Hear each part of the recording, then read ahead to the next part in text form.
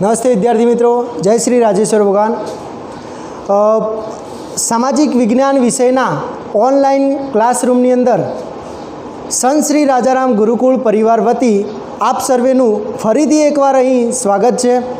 आपणे सामाजिक विज्ञानना धोरण 9 प्रकरण नंबर 1 भारत में ब्रिटिश सत्तानो उदय विषे आपणे 3 पॉइंट भणी गया छीए। पहलो पॉइंटनी जो बात करिए तो प्रस्तावना, बीजो पॉइंट हतो कि भारत में नवा जलमार्गनी शोध। तीजा पॉइंटनी बात करिए तो भारत में यूरोपियन प्रजानु आगमन। एटले के अहींया एवुं આપણે અગાઉના લેક્ચરમાં જોઈ ગયા હતા કે ભાઈ ભારત આવાના જળમાર્ગની શોધ કઈ રીતે થઈ, શા માટે એમને જળમાર્ગ શોધવાની ફરજ પડી, વિદેશી પ્રજાઓમાં સૌપ્રથમ વેપાર કરવા કોણ આવ્યું હતું અને ત્યારબાદ કઈ રીતે પોતાને અહીંયા સ્થાયી અને ક્યાં આગળ પોતાની કોઠીઓ સ્થાપી હતી। હવે આપણે આ વિડિયો લેક્ચરની અંદર બે સૌથી મહત્વના પોઈન્ટ જોવાના છે। એક છે કે પ્લાસીનું યુદ્ધ,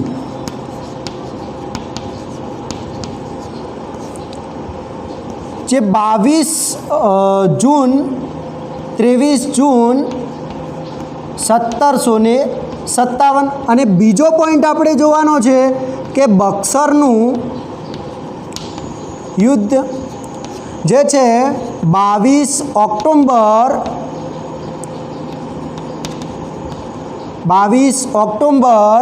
1764। આ યુદ્ધ શા માટે લડાયું અને કેમ લડાયું અને શા કારણે લડાયું અને આ યુદ્ધ લડાવવા પાછળનું કારણ શોધવું અને એ કારણ તો લડાયું તો લડાયા પછી એનું પરિણામ શું આવ્યું એના વિશે આ લેક્ચરની અંદર આપણે વાત કરીશું। તો સૌપ્રથમ શરૂઆત કરીએ કે પ્લાસીનું યુદ્ધ।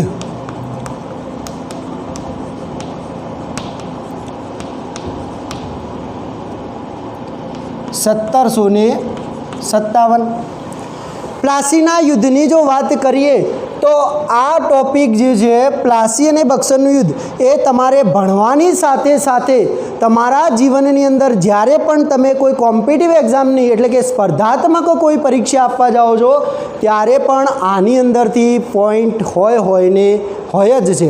अने त्यारे एम कही शकाय कि प्लासीનું युद्धनी जो बात करिए तो प्लासीનું युद्ध सौ प्रथम क्या थयुं हतुं तो ये पण आपणे जोईशुं, परंतु शा माटे थयुं हतुं तो प्लासीना युद्धनी शरूआत करता ईस्वीसन 1756 नी अंदर बंगाळ, ईस्वीसन 1756 जो अहींया ध्यान आपजो। केम 56 तो 56 में आ बंगाळनो नवाब कोण हतो ए आपणे जाणवुं ज रह्युं અને એમ કહેવાય છે કે ઈસવીસન 1756ની અંદર બંગાળમાં નવાબ તરીકે કોણ આવ્યું તો સિરાજ ઉદ દૌલા। કોણ આવ્યું? પ્લાસીના યુદ્ધની જો વાત કરતા હોઈએ ત્યારે આપણે અગાઉથી જાણવું જોઈએ કે શા માટે યુદ્ધ થયું હતું તો ઈસવીસન 1756માં બંગાળનો નવાબ સિરાજ ઉદ દૌલા બન્યો। હવે આ સિરાજ ઉદ દૌલા એ એવો હતો કે એ પોતાના સિવાય એમ કહી શકાય કે મહત્વાકાંક્ષી પણ કહી શકાય અને સિદ્ધાંતવાદી પણ કહી શકાય, એ અન્યને કોઈને ફાવવા દે તેમ હતો નહીં। હવે અહીંયા શું છે તો મેં તમને અગાઉ પણ વાત કરી કે અંગ્રેજો તો ભારતમાં સત્તા સ્થાપવા માંગતા હતા, એમને બંગાળમાં પણ પોતાનો વેપાર શરૂ કર્યો હતો, પરંતુ બંગાળમાં એને એમ કહ્યું હતું કે તમારે વેપાર કરવો હોય તો કરો, પરંતુ કોઠીને ફરતે કિલ્લેબંધી કરવી નહીં। એમ કહેવાય છે કે સિરાજ ઉદ દૌલા એ અંગ્રેજોને પસંદ હતો નહીં, આને કોઈ પણ કરીને ગાદી પરથી ઉતારવા માગતા હતા, પરંતુ એમ કહેવાય છે કે જ્યારે આને ઉતારવો હોય તો આપણે પણ એક નેતા હોય તો નેતાના નીચે થોડાક સભ્યો હોય, એ સભ્યોને શું કરવું પડે, પહેલાં આપણી ફેવરમાં લેવા જોઈએ, એટલે કે આપણા પક્ષમાં લેવા જોઈએ, અને આપણા પક્ષમાં લઈએ તો જ પછી એના ઉપર કોઈ કટાક્ષ કરી શકાય અને એને ગાદી પરથી ખસેડી શકાય. તો અંગ્રેજોએ શું કર્યું, તો અંગ્રેજોએ આ સિરાજના હરીફોને મદદ કરી. હવે હરીફ નવો શબ્દ આવ્યો તમારી માટે કે હરીફ એટલે શું? હરીફ એટલે કે હારેલા. સિરાજથી જે હારેલા હોય એ તો દુશ્મન જ રહેવાના, અને એ દુશ્મનોને શું કર્યું, તો અંગ્રેજોએ મદદ કરવાનું શરૂ કર્યું. એટલે આ સિરાજુદ્દૌલાને ખ્યાલ એટલે કે ખબર પડી ગઈ અને એને એક ફરમાન બહાર પાડ્યું, અને અંગ્રેજોને ફરમાન બહાર પાડીને એમ કહ્યું કે તમારે ભારતની અંદર અને ભારતમાં પણ બંગાળમાં વેપાર કરવો હોય તો કરો, પરંતુ જે પણ રાજ્ય છે એટલે કે બંગાળની કોઈ પણ બાબતમાં દખલગીરી કરવાનું બંધ કરો. પહેલું એમને શું ફરમાન બહાર પાડ્યું, એમણે શું લખ્યું કે બંગાળના જે પણ છે એની કોઈ પણ કાર્ય થતું હોય એની અંદર દખલગીરી કરવાનું બંધ કરો. અને બીજું એના ફરમાનમાં હતું કે કોઠીઓ એટલે કે વેપારી દુકાનો તમે સ્થાપો, કોઠી તમે સ્થાપો, પરંતુ એ કોઠીના આજુબાજુ કિલ્લેબંધી કરવાનું બંધ કરો અને કાયદેસરનો કર ભરી અને વેપાર કરો, નહીં તો તમારી કોઠી તોડી પાડવામાં આવશે. અને એટલામાં જ એવું થાય છે કે હવે શું લાગે છે, તો અંગ્રેજોને એમ લાગે છે કે આ અમને અહીંયા ટકવા દેશે નહીં, કારણ કે અંગ્રેજો શું કરતા હતા, એ તો સામ્રાજ્યવાદી હતા, એ તો પોતાની કોઠી સ્થાપે અને થોડુંક બહાર કોઠીના બહાર પણ શું કરે, તો એના રક્ષણના બહારની દિવાલો બનાવે અને એ પોતાના અંદર એટલે કે એ સામ્રાજ્ય એટલે કે પોતાના અંદર એ સ્થાપિત કરી દેતા હતા. ત્યારે શું થાય છે, તો સિરાજે ના પાડી દીધી કે કોઠીના ફરતે કિલ્લેબંધી કરવી નહીં, નગર એટલે કે બંગાળની બાબતમાં કોઈ દખલગીરી કરવી નહીં, અને કાયદેસરનો કર ભરીને જ વેપાર કરવો, કર ભર્યા સિવાય વેપાર કરવો નહીં. ત્યારે શું કરે છે, તો આ જે સિરાજુદ્દૌલા હોય છે એ અને અંગ્રેજો બંને વચ્ચે યુદ્ધ થવાનું મુખ્ય કારણ કહી શકાય તો કોલકાતામાં અંગ્રેજોએ વ્યાપારી એટલે કે વેપારી કોઠીઓની ફરતે કિલ્લેબંધી કરી.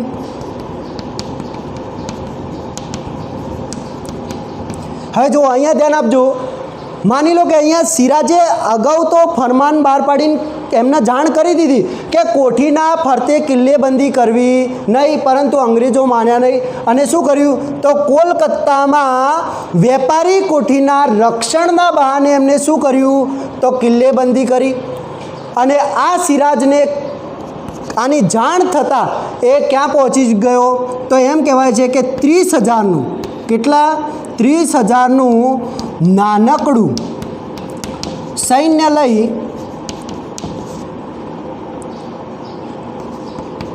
કોલકાતા પહોંચી ગયો અને ત્યાં જઈ અને આ કિલ્લેબંધી જે હતી એ કિલ્લેબંધી તોડી પાડી. અંગ્રેજોના જે પણ વહાણો હતા એ ઘેરી લીધા અને અંગ્રેજોને શું કર્યા, બંદીવાન બનાવ્યા. આ જ્યારે પણ અહીંયા પાછો બંગાળ આવે છે ત્યારે એમ કહેવાય છે કે એક અંગ્રેજ અધિકારી એટલે કે અંગ્રેજ રોબર્ટ ક્લાઇવ, જોઈ લેજો અહીંયા આ રોબર્ટ ક્લાઇવ અને સિરાજઉદ્દૌલા આ બંનેનો જ મહત્ત્વનો ફાળો રહ્યો છે પ્લાસીના યુદ્ધમાં. એટલે એમ કહેવાય છે કે રોબર્ટ ક્લાઇવને કોણ હતો, તો અંગ્રેજ હતો. એને ખ્યાલ આવતા કે સિરાજઉદ્દૌલા કોલકાતામાં પોતાનું લશ્કર લઈને આવ્યો અને અમારી બનાવેલી કોઠીના ફરતેની કિલ્લેબંધી તોડી પાડી અને અમારા વાહનો ઘેરી લીધા અને અમારા અંગ્રેજોને બંદીવાન બનાવે છે. એટલે અંગ્રેજ અધિકારી રોબર્ટ ક્લાઇવે બંગાળ આવી સિરાજઉદ્દૌલા એટલે કે સિરાજ સામે યુદ્ધ જાહેર કર્યું. જોઈ લો, હમણાં તો આવ્યા હતા. ક્યારે આવ્યા હતા? 1600માં તો આવ્યા હતા અને 1757માં તો યુદ્ધ કરવા પણ આવી ગયા. એટલે એમ કહેવાય છે કે આ રોબર્ટ ક્લાઇવે બંગાળ આવી અને સિરાજ સામે શું કર્યું? યુદ્ધ જાહેર કર્યું. પરંતુ રોબર્ટ ક્લાઇવને મનમાં શંકા હતી. કઈ શંકા? કારણ કે રોબર્ટ ક્લાઇવ પાસે તો માત્ર ને માત્ર 3000 જેટલું જ નાનકડું સૈન્ય હતું, જ્યારે એમ કહેવાય છે કે સિરાજ ઉદ દૌલા પાસે 50,000નું સૈન્ય હતું.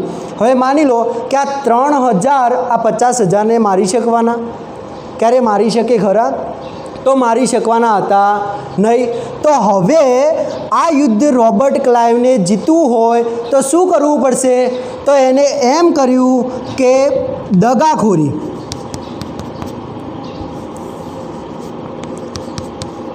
દગાખોરી એટલે કે કાવતરાનો અને ષડયંત્ર, આ 3 શબ્દો વાપરવામાં આવે છે કે એને દગાખોરી કરી અથવા તો એને કાવતરું ઘડવું પડશે. કાવતરું કઈ રીતે? તો એના હાથ નીચે જે હોય એમને ખરીદી લે તો આ યુદ્ધ જીતવું શક્ય હતું.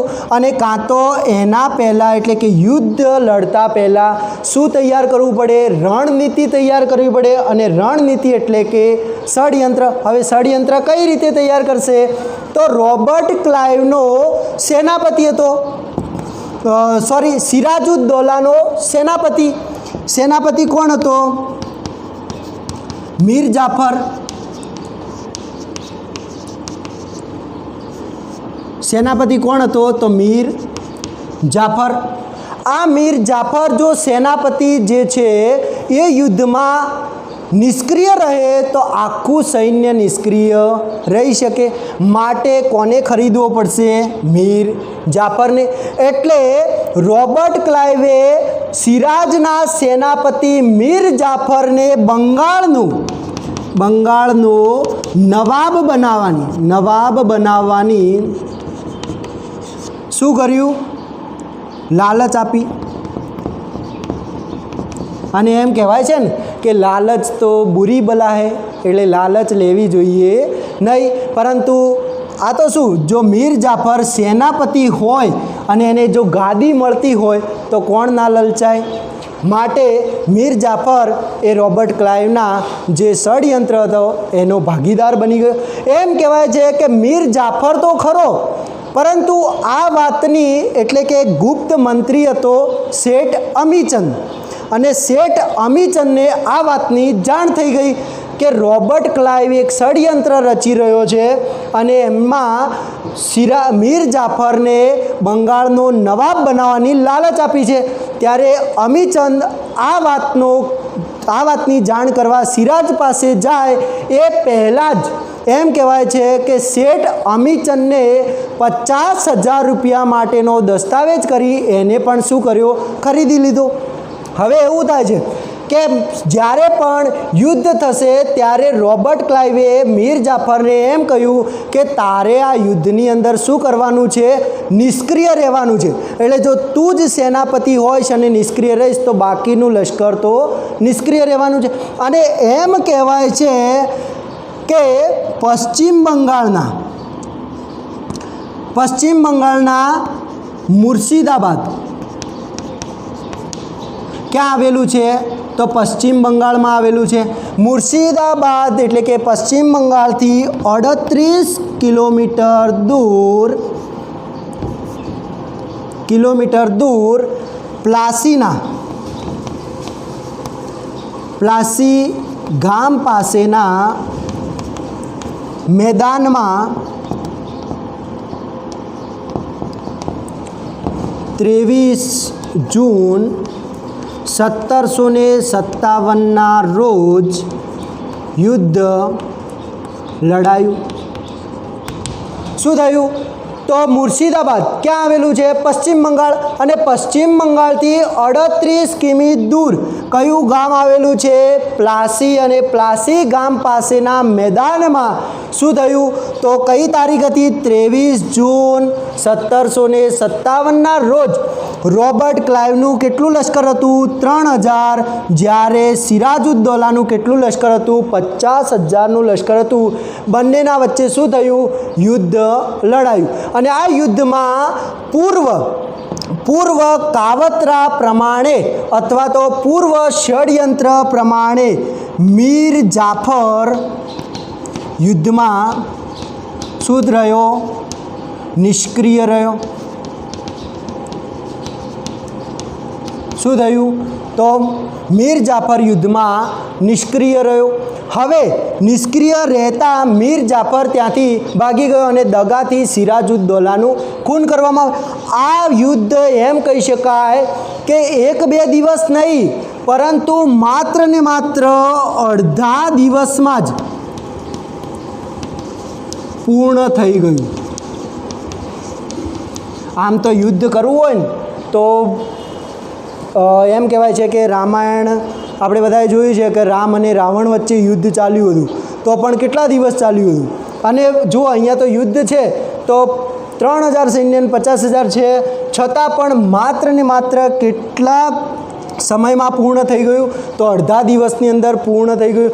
અને એમ કહેવાય છે કે ભારત માટે આ સૌથી મહત્ત્વનું યુદ્ધ ગણી શકાય, કારણ કે આ યુદ્ધથી અંગ્રેજોનો ભારતમાં કાયમી સત્તાનો પાયો નંખાયો. કોના હાથમાં સત્તા આવી ગઈ? અંગ્રેજોના હાથમાં. કયા યુદ્ધથી? તો પ્લાસીના યુદ્ધથી. એમ કહેવાય છે કે પ્લાસીના યુદ્ધથી શું થયું? તો અંગ્રેજોની ભારતમાં કાયમી સત્તા આવી ગઈ અને એનો પાયો નંખાયો. અને એમ કહેવાય છે કે અંગ્રેજોને અથવા તો કંપનીને 24 પરગણાની જાગીર મળી. અને એમ કહેવાય છે કે ભારતનો ઇતિહાસ જો બદલાતો હોય તો કયા યુદ્ધથી બદલાય છે? તો પ્લાસીના યુદ્ધથી. અને એમ કહી શકાય કે આ યુદ્ધ બાદ અંગ્રેજ સત્તાનો કાયમી પાયો નંખાયો અને એમ કહેવાય છે કે અંગ્રેજોને એટલે કે કંપનીને 24 પરગણાની જાગીર મળી. હવે ત્યારબાદ આપણું બીજું યુદ્ધ છે બક્સરનું યુદ્ધ.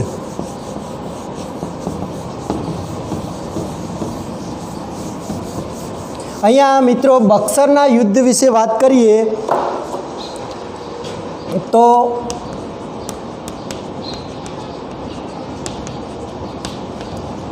ક્યારે? તો 1764. બક્સરના યુદ્ધની જો વાત કરવામાં આવે તો હવે રોબર્ટ ક્લાઇવ અહીંયા જીત્યો. યુદ્ધ તો સિરાજુદ્દૌલા અને રોબર્ટ ક્લાઇવ વચ્ચે થયું. એમાં સિરાજુદ્દૌલાની હાર થઈ એટલે કે દગાથી એનું ખૂન કરવામાં આવ્યું અને રોબર્ટ ક્લાઇવની જીત થઈ. હવે શું થયું? તો રોબર્ટ ક્લાઇવ જે પ્રમાણે મીર જાફરને બોલ્યો હતો તેમ મીર જાફરને શું કર્યું? તો રોબર્ટ ક્લાઇવે મીર જાફરને બંગાળનો શું બનાવ્યો? નવાબ બનાવ્યો. અને એમ કહેવાય છે કે મીર જાફર હવે રોબર્ટ ક્લાઇવનો એક કઠપુતળી એટલે કે કઠપુતળીનો ખેલ તમે જોયો હોય તો જે પડદા પાછળ માણસ બેઠો હોય એના હાથમાં દોરી હોય અને આગળ એ જે પૂતળી હોય છે એટલે કે જે એ માણસના જે બનાવેલા હોય છે પૂતળાઓ એને એ નચાવતો હોય છે.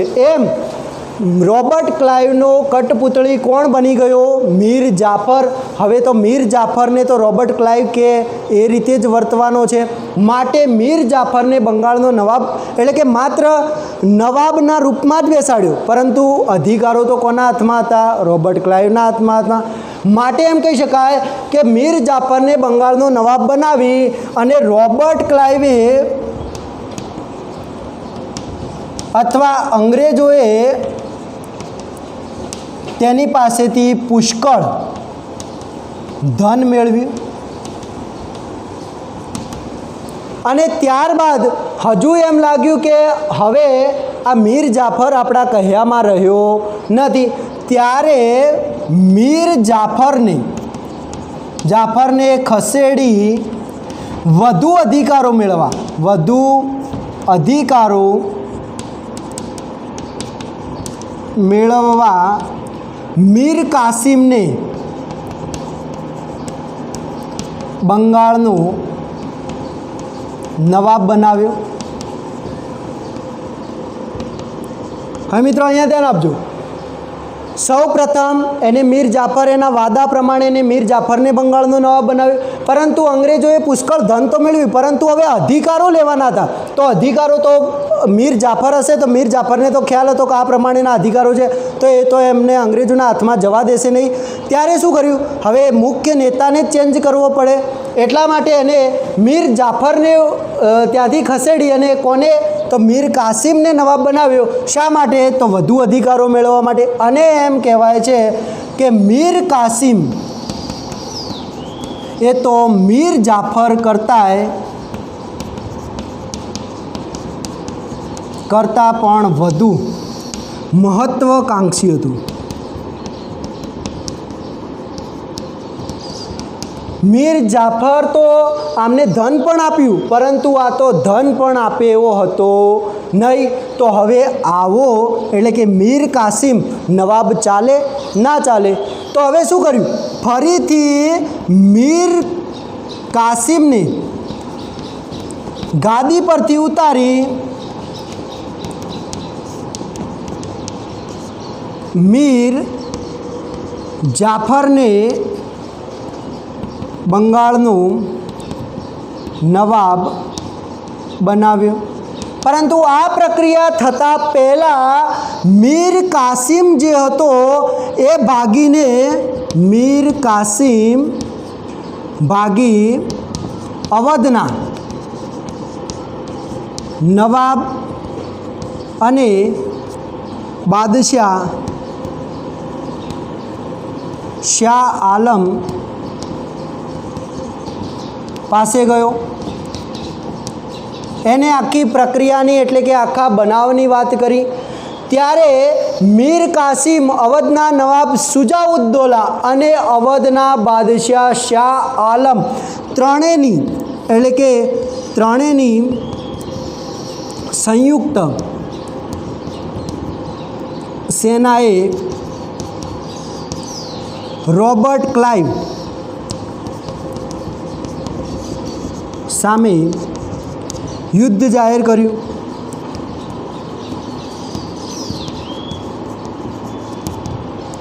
શું કર્યું, તો એમ કહેવાય છે કે મીર કાસિમ ભાગીને ક્યાં ગયો, તો અવધના નવાબ સુજાઉદ્દૌલા અને બાદશાહ શાહ આલમની પાસે ગયો। અને આ ત્રણેય ભેગા થઈ ત્રણેયનું લશ્કર ભેગું કરી અને સંયુક્ત રીતે એટલે કે ત્રણેયની સંયુક્ત સેનાએ કોની સામે યુદ્ધ જાહેર કર્યું, રોબર્ટ ક્લાઇવની સામે યુદ્ધ કર્યું। અને એમ કહેવાય છે જાહેર કર્યું, અને 22 ઓક્ટોબર 1764ના રોજ બક્સર મુકામે યુદ્ધ લડાયું, જેમાં ત્રણેય સંયુક્ત સેનાનું શું થયું, પરાજય થયો। ચલો અહીંયા કે 22 ઓક્ટોબર 1764ના રોજ બક્સર મુકામે યુદ્ધ લડાયું, જેમાં અંગ્રેજોનો વિજય થયો અને સંયુક્ત સેનાનું શું થયું, પરાજય થયો। અને એમ કહેવાય છે કે આ પરાજય થતાં એમ કહી શકાય કે અંગ્રેજોને એટલે કે કંપનીને બંગાળ, બિહાર અને ઓરિસ્સાની દીવાની સત્તા મળી। હવે આ દીવાની સત્તા એટલે કે મહેસૂલ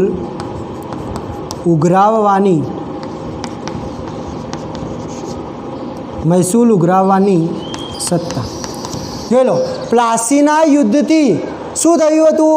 પ્લાસીના યુદ્ધથી અંગ્રેજોને અથવા કંપનીને, બ્રિટિશ ઈસ્ટ ઇન્ડિયાની કંપનીને કયો ફાયદો થયો હતો? તો 24 પરગણાની જાગીર મળી હતી અને કંપની સત્તાનો કાયમી પાયો એટલે કે અંગ્રેજોનો કાયમી સત્તાનો પાયો ભારતમાં નંખાયો હતો। જ્યારે બક્સરના યુદ્ધથી કયો ફાયદો થયો અંગ્રેજોને? તો બંગાળ, બિહાર અને ઓરિસ્સાની દીવાની સત્તા મળી। દીવાની એટલે કે મહેસૂલ ઉઘરાવવાની સત્તા મળી। અને ત્યારબાદ એમ કહેવાય છે કે મીર જાફર ઈસવીસન 1765માં મીર જાફરનું અવસાન થતાં ખુદ એટલે કે પોતે રોબર્ટ ક્લાઇવ બંગાળનો નવાબ બન્યો। જોડો અહીંયા 1765ની અંદર મીર જાફર જે અહીંયા બંગાળનો નવાબ બન્યો હતો એનું શું થયું? અવસાન એટલે કે મૃત્યુ થયું। ત્યારે રોબર્ટ ક્લાઇવ ખુદ બંગાળનો શું બની બેઠો? તો નવાબ બની બેઠો। અને આ પ્રમાણે એમ કહેવાય છે કે અંગ્રેજોના હાથમાં સત્તા આવી ગઈ અને અંગ્રેજોએ આપણને એમ કહેવાય છે 1757ના પ્લાસીના યુદ્ધથી 1947 એટલે કે આપણે ભારત પર 200 વર્ષ શાસન કર્યું। અને આ 200 વર્ષની અંદર ભારત જે વૈભવશાળી, ગૌરવશાળી અને એમ કહી શકાય કે આર્થિક, સાંસ્કૃતિક અને આધ્યાત્મિક દ્રષ્ટિએ સમૃદ્ધ હતો એ શું બની ગયો? કંગાળ બની ગયો। અને એમ કહેવાય છે કે પ્રાચીન ભારતમાં ભારતને સોને કી ચીડિયા એવા નામે ઓળખવામાં આવતું હતું, કારણ કે યુરોપમાંથી ભારતમાં સોનું ઢસડાઈને આવતું હતું જ્યારે આપણે અન્ય માલની નિકાસ કરતા હતા, પરંતુ એ અવિરત પ્રવાહ કેવો થઈ ગયો? તો વિરુદ્ધ થઈ ગયો। ભારતમાંથી સોનું ક્યાં જવા લાગ્યું? બહાર જવા લાગ્યું। અને ભારતનો જે નાગરિક ખેડૂત હતો, ધંધા ઉદ્યોગો હતા, એ પડી ભાંગ્યા અને ભારતનો ખેડૂત પાયમાલ અને બેરોજગાર બની ગયો અને ગામડા પરાવલંબી બની ગયા હતા। તો વિદ્યાર્થી મિત્રો, આ લેક્ચરમાં બસ આટલું જ। નવા લેક્ચરમાં નવા વિડીયો સાથે, નવા મુદ્દાઓ સાથે ફરી મળીશું। Thank you.